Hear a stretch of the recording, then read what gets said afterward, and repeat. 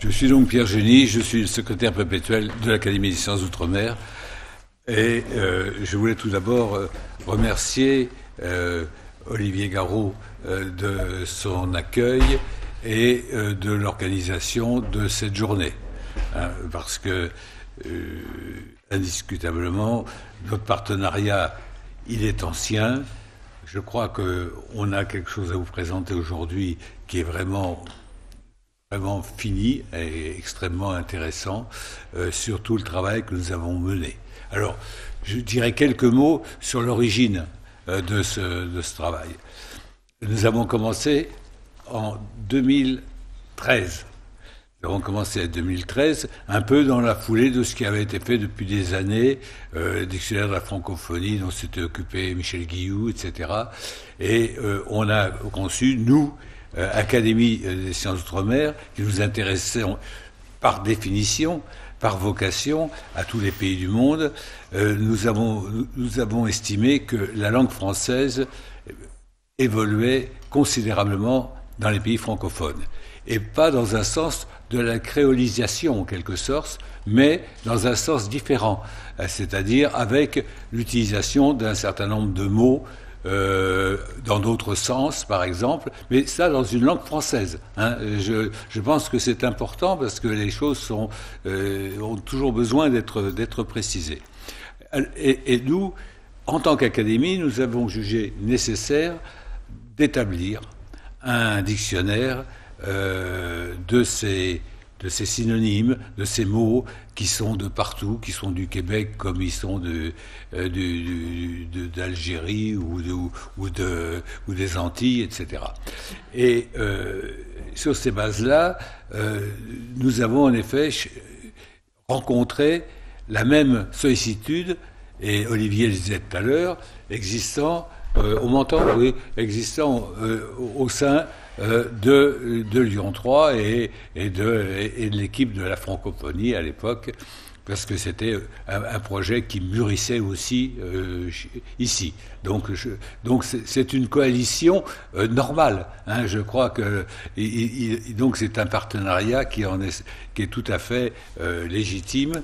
Et nous avons constitué au niveau de notre académie une commission spéciale, comme nos statuts le permettent, à laquelle ont participé de nombreux académiciens, ceux qui étaient connaissant bien le terrain et ceux qui avaient aussi des ouvertures sur la linguistique. C'est ainsi que, bien sûr, Guy Lavorel est associé, mais Joël Le Morcellec aussi, bien sûr, Jean Tabi-Monga et autres ont été associés à cette commission au sein de l'Académie, réunissant des académiciens, pour voir un peu l'orientation que nous devions prendre. Qu'est-ce qu'on devait faire?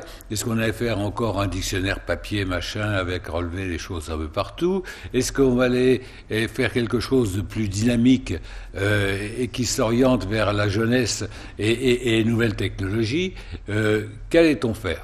Donc, on va en parler plus en détail tout à l'heure. Le temps qui m'est alloué va être partagé entre Guy, qui est là, qui est d'ici et de l'Académie à la fois, et moi-même. Donc moi, je vous montre un petit peu, je vous dis un peu les origines, je montre aussi, je dis aussi quels sont les partenaires financiers qui nous ont aidés à mener ce travail, parce que c'est important. Nous avons eu, pour commencer, une aide du président Diouf, de l'OIF, qui nous a accordé un premier crédit pour démarrer.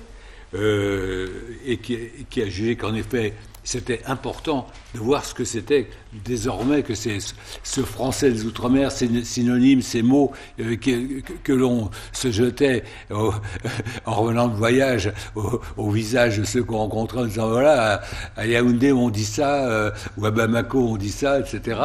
Mais comment collecter, comment examiner la durabilité des mots en question, tout ça, et leur généralité géographique. Alors, la commission a réfléchi et a aidé à établir une sorte de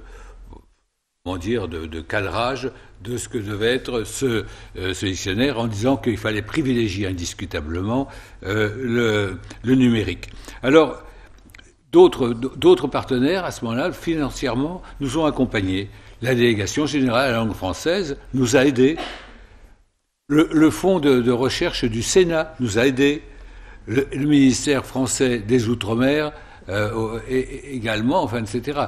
Tout le monde s'est coalisé pour des petites sommes, bien sûr, mais en disant c'est intéressant, il faut y aller, il faut continuer, il faut persévérer et il faut mettre en place ce dictionnaire des synonymes du français de l'outre-mer. Voilà, en gros, comment ça s'est dessiné. Ça a commencé en 2013. Nous sommes en 2017. L'objet existe. Je l'ai rencontré. Et vous allez le voir.